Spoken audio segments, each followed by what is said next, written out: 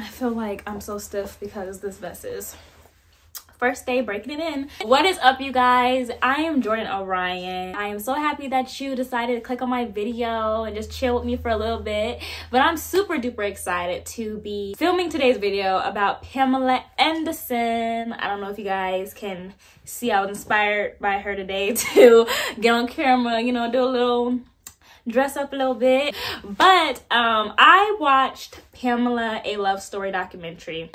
Pamela a Love Story, the documentary about Pamela Anderson and her early life, her career, her scandals, and her comeback. And when I tell you, this documentary didn't come at a better time for me. It was just so inspirational. So many takeaways and lessons I've learned just watching and hearing the things she went through and how she overcame, and sometimes how she couldn't overcome, but she made the best of her situations. So I wanted to just deep dive into the documentary, talk about it with y'all. I would love if y'all would give me y'all 2 cents about how you felt about the documentary if you did watch it. And if you didn't watch it, I'm just gonna let you know now, it's gonna be a lot of spoilers. Let's get into it. I'm excited. You know I took this serious because I wrote notes. Yeah, I did that.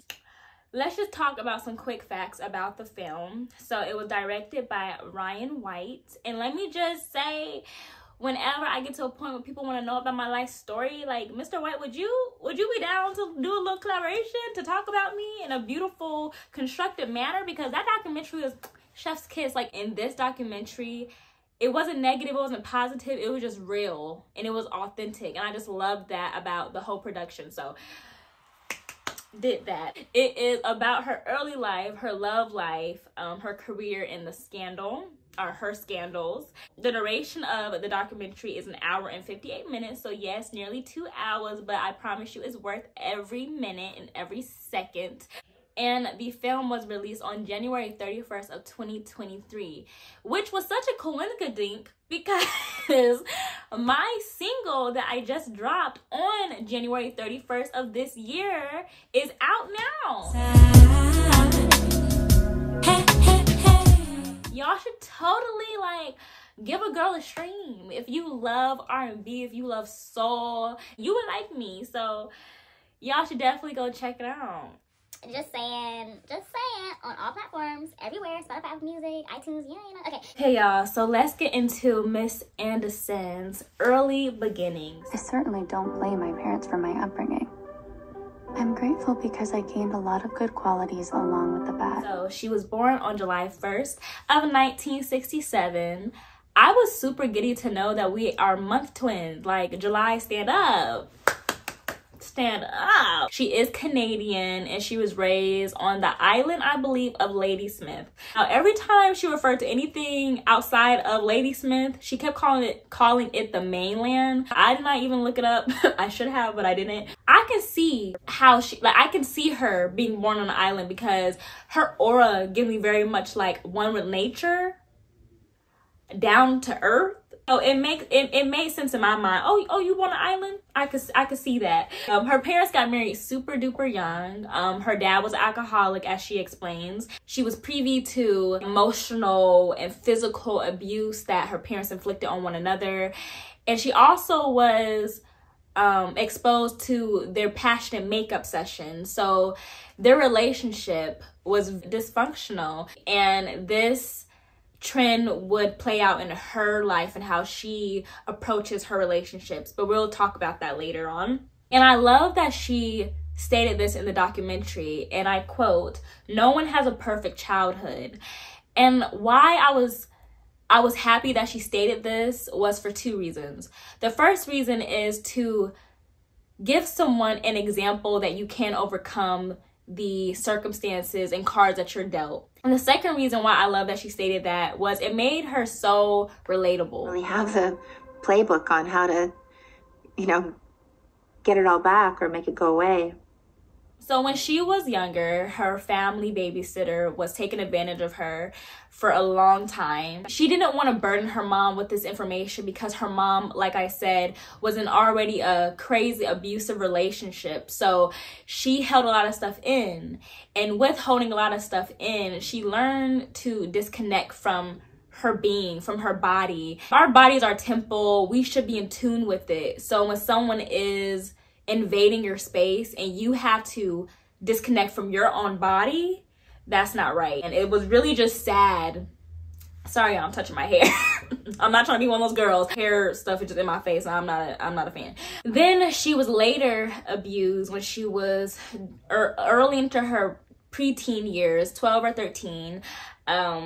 A friend of hers was talking to a much older guy. It's like 25, too old to be talking to a 12, 13-year-old who's still going through puberty. Like, what are we doing here? While she was accompanying her friend to go meet up with the man that she was talking to, I guess another man who was in the condo as well took advantage of her. And she said that resulted in a lot of shame with what had happened to her, with herself. She felt embarrassed, and again, she didn't tell anybody. I want to say two things with that. Firstly, if your friend puts you in a situation that can potentially put you in harm, that's not your friend. And even if that is your friend, right, and that friend decides to do something that you from the offset don't feel super comfortable doing, don't put yourself, compromise your safety because you're trying to be there for them. And you can only do so much to tell your friend don't go. You can only do so much to try to stop that person. But if that person wants to do it, sometimes you have to learn to like let them learn the lesson by themselves. And in the background, take precautions in the background, so if anything does happen, you can at least say you tried, but I just wasn't willing to put myself in harm's way. Secondly, I want to say, if you are in a situation where you are being abused in any type of way, I know it's easier said than done to say tell somebody, but I'm encouraging you to tell somebody. But let's move on from this because this is a little sad. Let's move on. I think I left off at her career and how that all happened. I think I did. Why am I so freaking paralyzed by this shyness and so sick of all this past that's created this insecurity in me? It's like a prison. I have to break out of it. The first snap of the picture, I felt like I was throwing myself off a bridge and falling, and just like snap. Now y'all remember this picture from earlier? Well, this company is what gave her momentum in the industry that she eventually got into. She was at some type of sport event, and you know how they have the cameras and they zone into different people, or she was one of the people rocking the shirt. Boom, she became Blue Zone Girl, which was at a coincidence, at the right place at the right time. And because of that, she was contacted by Playboy to be on their cover. In Pamela's words, Playboy is when she decided to break free from the shackles. And as we already know, if you watch part 1, she suffered a lot of abuse. So Playboy gave her power back pretty much. Not only that, y'all, but Playboy put Pamela Anderson on the map. I'm talking about dudes wanted to be with her and girls wanted to be her. But I wanted to add, if I didn't say it already, one good aspect, I guess, of her being in Playboy was her feeling the sense of freedom and taking her power back, because she was choosing to do her choosing to expose herself willingly, not because she wanted to, not because she was forced into doing so. So, Baywatch. She was considered heavily to be one of the leading characters in the hit show at the time, Baywatch. Now, one thing I want to talk about real quick is her professionalism when she was auditioning. Apparently, the casting directors in the film were talking about she canceled 11 times. As an actress myself, that is not okay, and not everybody is going to be as nice and give you as many chances. So definitely when you have an audition and you're expected to be somewhere, try to be there. Anyways, yeah, so she was in Baywatch. This was her opportunity to do something that she's been wanting to do for a very long time, which is act. It was an interesting new experience. As she stated, like, the director apparently would say, hey, act like the scene is real, boom, camera's on. And she had to kind of just fall into the scene. So it did push her out her comfort zone, but it seems like she's a quick learner because she was a fan favorite on the show. I don't even know, y'all. Don't get me lying. I've never watched a show, never will, but From the documentary, it seemed like she was a fan favorite. Now, I want to talk about opportunities, and that not all opportunities are opportunities you need to embark on. And I say that only because in Pamela Anderson's case, she spoke about early on wanting to break away from her image of just being this symbol that people lust over and only talking about her body, this, that, and the third. But in this show, in her words, she said you didn't even have to watch it with, you know, the volume up. So I don't think Baywatch propelled her from the image she had. I just think if she took a more serious role, maybe, I don't know, I don't want to say serious, but maybe if just Baywatch wasn't the option she took, her acting career could have it could have launched a little bit more, but it didn't. You know, you make your choices that you make, and you never know what choices really, how it was going to affect you anyways. So maybe she just was like, you know, this is my opportunity. She took it, and I'm happy she did, because she got, you know, some exposure from it. Make sure the opportunities that you do say yes to are aligning with your end goal. But moving on into her love life. Maybe because of how I grew up and saw my parents, and maybe because of some of the relationships I had, I didn't equate being in love with being nice. Miss Pamela Anderson is the definition of a hopeless romantic. Someone that just loves love, that loves to be in love, that loves to give love. She wanted to be loved by one person. In her younger days, before she met her husband that we're about to talk about, she was dating. She was on the prowl. She was, you know, filling out a lot of different people. Each time it seems like the scenes that any guy she was with, she was like, I'm in love, I'm in love, I'm in love. Love is it's such a deep word to me. Like, for me personally, I don't say I love you to many people. I have my few people that I love, and then I have a few people that, you know, I like you. You cool. Like, you dope. She met her husband, who we're now about to talk about, Tommy Lee, and married him at the altar 4 days after knowing this man. She didn't know him from a can of paint, but 4 days after, boom, they're married. And it's so crazy to me, but then it's not crazy to me because, heck, my parents not only met each other and got together very shortly, but in the few months they knew each other, they were pregnant with me. So those type of relationships and that type of chemistry and connection happens so rare. So I guess she was just one of the rare, not I guess, she was one of the rare people it happened to. But the kicker for me, what had me a little side-eyeing Miss Pamela, well, you was somebody's son's girlfriend back at home in LA when she married somebody's son in Cancun. My first phone call was him to tell him I was married. He's like, what? Like, she low-key, high-key very much so cheated. I don't condone that. But, you know, love comes in unexpected ways. What really got me was the fact that when she was supposed to come back from her trip from Cancun, she was supposed to meet her man back home, her boyfriend's parents and family. The very beginning of the relationship, of their marriage, should I say specifically, they were camcording everything that happened throughout the day, and this is where the scandal starts. It's not funny. It's not funny. This is devastating to us. No, but it is. It is. Apparently, somebody goes into their residence, steals their camcorder, and then a tape is leaked. Like I said, they filmed everything. And everything. She explained that she was disgusted, that she was shocked that someone would take her right to privacy away and mass produce her intimate private videos with the whole world. I didn't know that. I guess her tape was the first viral tape.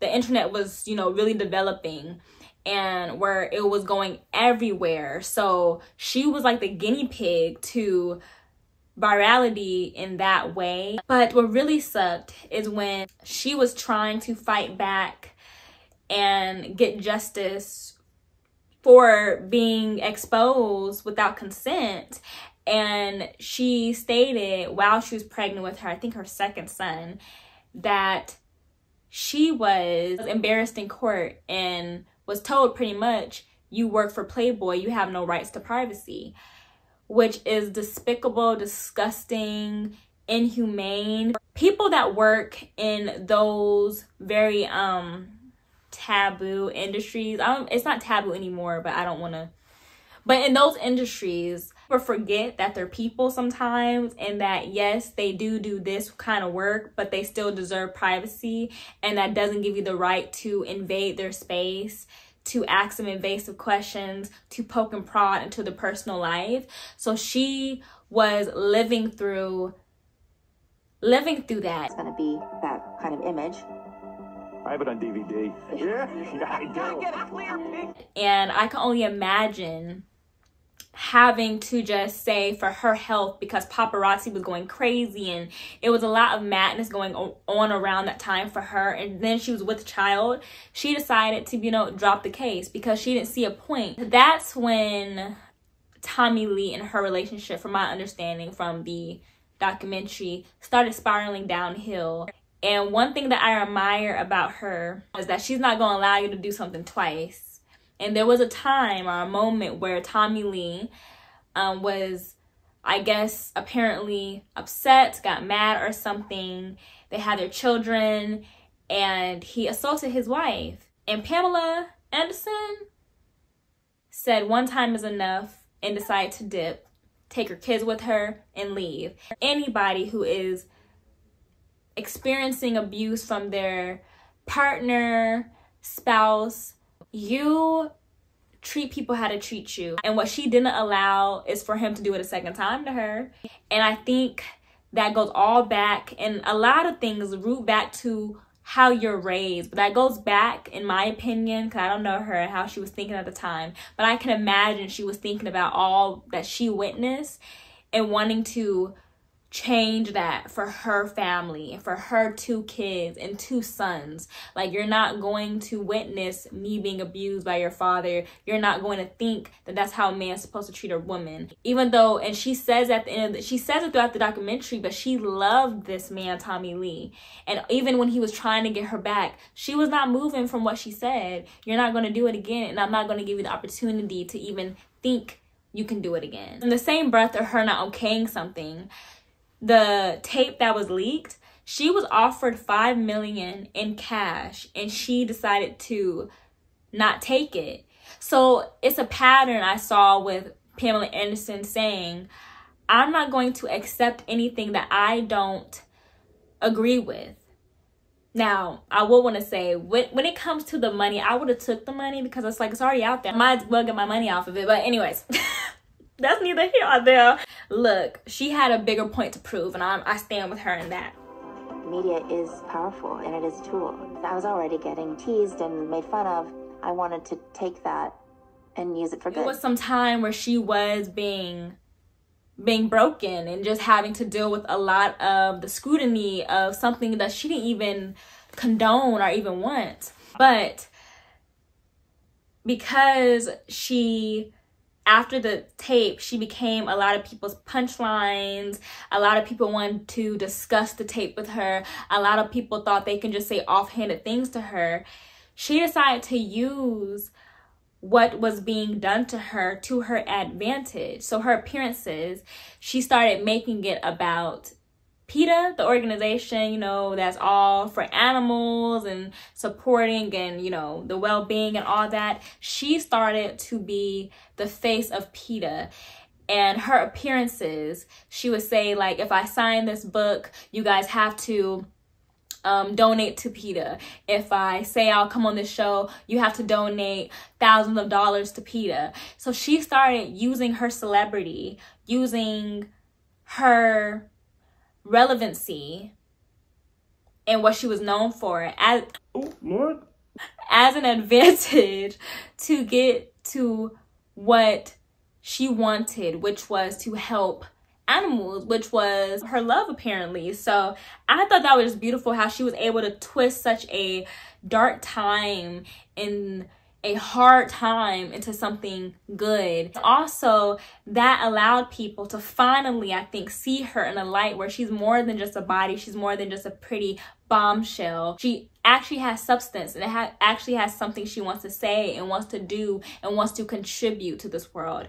Yay for her. Can we just clap for her? Yes, ma'am. Yes, ma'am. Yes, ma'am. Yes, ma'am. Who are you to try to take away her dream because of your perception of who she is and what her talent is? To wrap it all up, the ending of this documentary was beautiful. She actually starred in Chicago, the stage play. It was such a moment. And it was just beautiful to see, even at 50, in her 50s, she was able to do something despite, you know, what she's been through, and despite all the trial and tribulations she's had faced years earlier, and just say, now I'm finally doing what I'm going to do, and I'm going to show you guys that I'm more than what you thought you knew about me. I really admire her spirit. Really cool to just really see how she accepted what happened to her in spite of everything. Because I think sometimes the hardest part for a lot of people is being okay with what has happened and moving on. Not just healing from it, but actually accepting it and moving on. And that was one of the biggest takeaways that I got from Pamela A. Love's story. But I kind of like this moment right now where I have no clue what's going to happen. And I know I supposedly at this part of my life I should be settled in somewhere, but I don't know. Maybe I'll know next week.